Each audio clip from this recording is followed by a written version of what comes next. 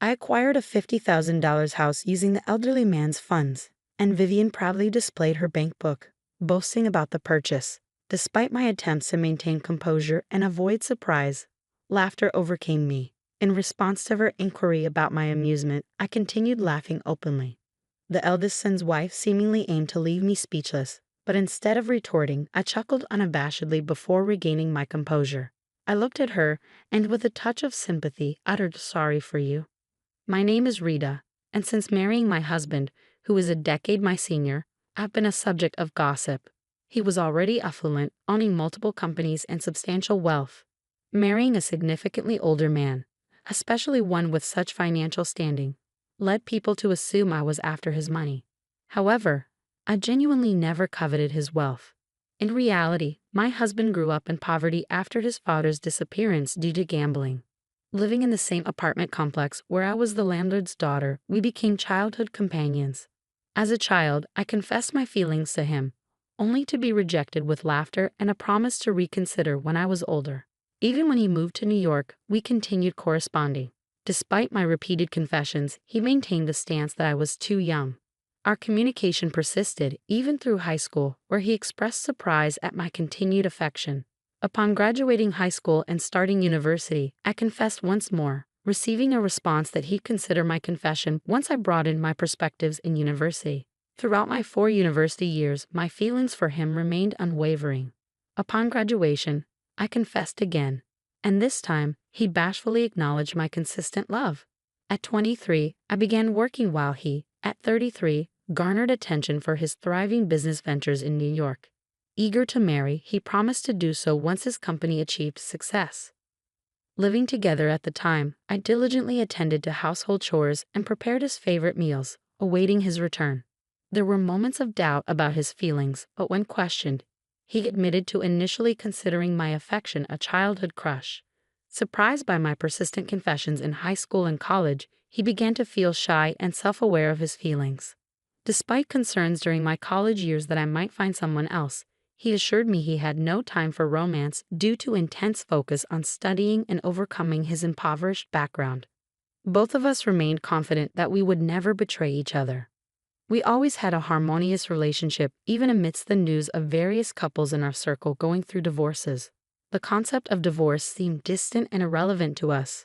With my husband amassing a $12 million fortune, some people, aware of our 10-year age gap, assumed I married him for his wealth or speculated about insurance benefits upon his demise. While some understood our long history together since my infancy and didn't jump to such conclusions, there were those who stubbornly clung to misguided beliefs. Despite the occasional gossip during social gatherings, where people assumed my husband had never experienced poverty and unfairly judged us based on societal assumptions about privilege, I remained unfazed. Whenever I noticed disapproving looks from my husband, I'd simply advise him to smile and brush off the rumors. Our love stood steadfast, unaffected by external opinions. My husband had complete trust in me, choosing to believe in our bond regardless of the skepticism around us. Several years into our marriage, we welcomed our eldest son, Peter, followed by the arrival of our second son, Dan, the following year. As a family of 4, we enjoyed financial comfort, yet my husband and I decided not to disclose our wealth to Peter and Dan. Instead, we taught them the value of money from a young age. In elementary school, they earned 10 cents for assisting with household chores, received a monthly allowance of $1, and managed their finances through piggy banks and account books. Despite our financial stability, we instilled in them the unpredictability of the world and the importance of financial responsibility. Both Peter and Dan, influenced by our approach, learned to respect each other's interests. By the time they reached high school, instead of asking for pocket money, they expressed a desire to work for what they wanted. Peter took a job at a cafe, while Dan found employment at a bookstore. My husband and I eagerly anticipated their futures, sharing in the excitement of discovering the kind of people they would eventually choose as life partners. When I mentioned the possibility of them choosing same-gender partners or opting for a single life, my husband laughed, agreeing that their happiness was paramount. We shared a heartfelt laugh, acknowledging our simple wish for our son's happiness, not anticipating the surprise that awaited us when our eldest son expressed his intention to marry someone that left us exclaiming, "You're marrying her?" I want to introduce you to the woman I have been dating, Dad, Mom, and Dan.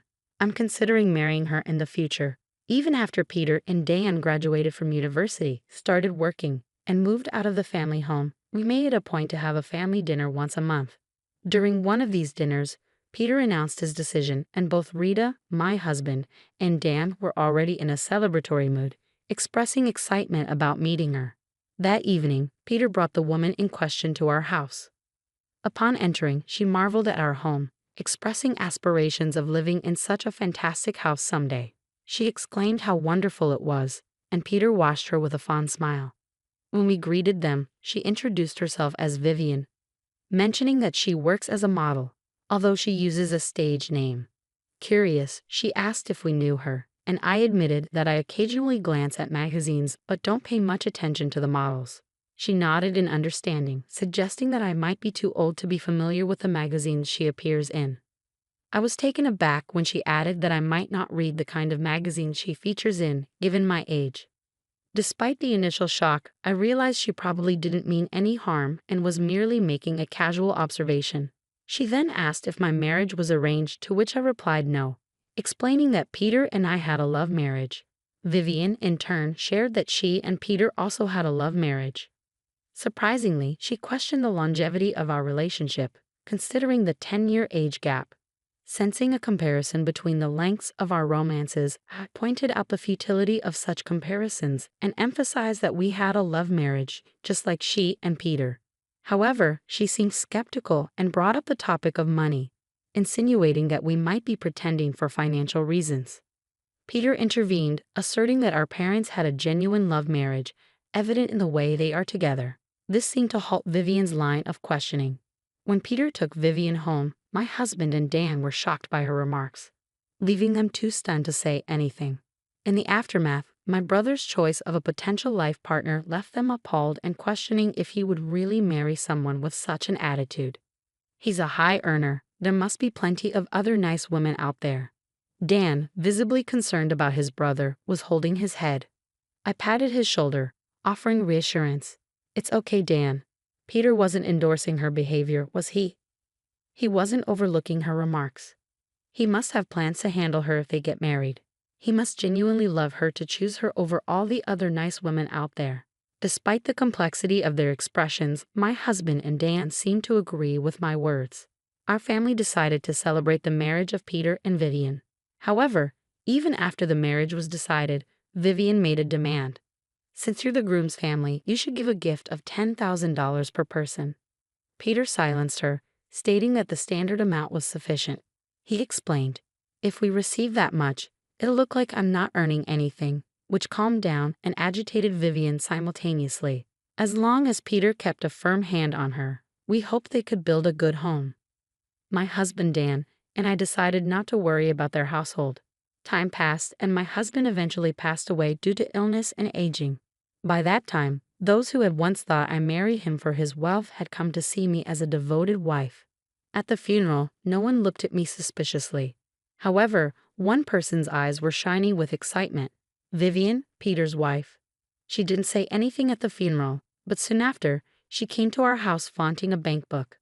I've always been stopped by Peter, but this time he agreed with my plan, so it's the end for you now. Confused by her words, I burst into laughter upon seeing the bank book. With that bank book, I bought a house for $500,000 with the old man's money. Watching Vivian proudly show off the bank book, I couldn't help but burst into laughter, realizing the huge mistake she had made based on her words and the bank book in her hand. Despite my efforts to keep calm and not be surprised since my husband's death, I couldn't contain my laughter. When Vivian asked why I was lacking so much, expecting defeat, I just laughed in front of her. After finally stopping my laughter, I looked at her and said, "Sorry for you, huh?" She didn't seem to understand, so I pointed at the bank book in her hand. Look at the name carefully. Confused, she realized it was Peter's bank book. Bursting into laughter again, I couldn't help but find humor in the mix-up. I clarified, the first character of Peter's name and my husband Paul's name are the same, right?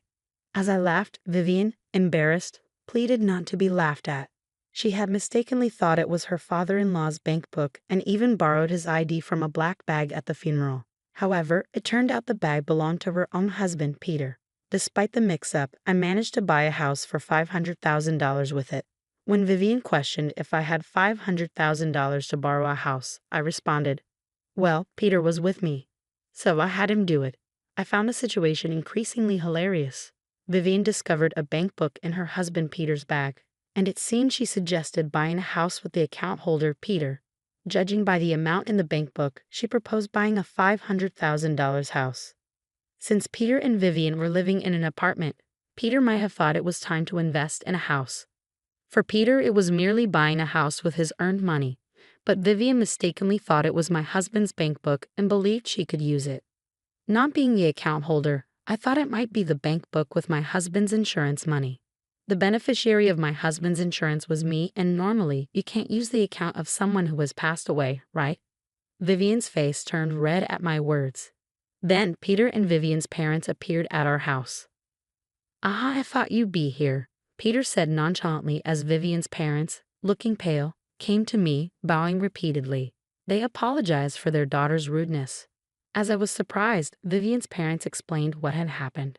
After Peter and Vivian decided to buy a house and completed the contract, an excited Vivian texted her mother, saying, "Got a mansion with the dead father-in-law's insurance money. I'll invite you over once we move in." Now I'm going to brag to the money-hungry mother-in-law about buying a house with the money she was supposed to get. In a panic, her mother showed the message to her father, and they both contacted Peter in a hurry. Peter calmed them down, saying, "I see," and brought them to our house.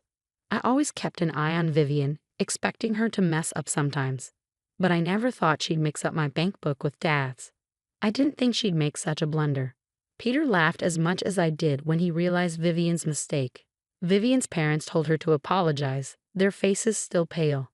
But Peter and I continued to laugh, creating a chaotic scene. Once we stopped laughing, Vivian's parents apologized and said, "We're truly sorry for what our daughter did."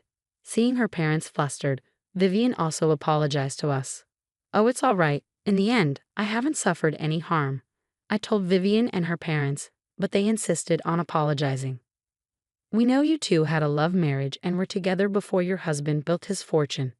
We saw your husband on a TV program talking about how you two met. My wife and I were so moved by your love story," Vivian's parents explained. I exclaimed in surprise as I didn't know anything about it. Peter, sitting next to me, said, I thought Mom didn't know. Dad couldn't stand seeing Mom misunderstood, so he talked about it everywhere, and it reached the ears of a TV station. They thought it was a great story and broadcasted how Mom and Dad met. Was that what he was asking about a few years ago when he wanted to tell people our story? I guess you did give the okay. I thought it was just for casual conversation." As my face turned as red as Vivian's, who was still embarrassed by her blunder, I realized the legacy my husband had left behind. Our daughter had caused such a disgrace. "If Peter wants to divorce her after this," Peter, looking puzzled, replied, "What? I have no intention of divorcing her even after what she did. Like Mom said, there was no harm done, and I would have stopped her if it looked like there would be. I married her, including her occasional blunders, because I love her. I'll take responsibility for her actions, so please don't worry." Peter said this with a refreshing smile. Vivian hugged him, and her parents were in awe, praising Peter for his kindness. When Dan, the younger son, heard about it later, he said, "I just can't understand my brother's thinking," looking skyward. When I asked Peter why he loved her so much, he said, laughing, "She's never boring to watch." Remembering how he made me laugh during my grief after my husband's death, I felt I understood what he meant. Being with her probably meant no time for minor worries or sulking. Though Vivian did what she did, she's been without an allowance for a while and recently started working at my favorite cafe. Whether she was embarrassed by how much I laughed at her, scolded by her parents, or heard in detail about mine and my husband's love story from them, I'm not sure. But lately she's been calling me ma'am and treating me more respectfully. For a while, I think I'll continue visiting this cafe, watching Peter's wife grow and change.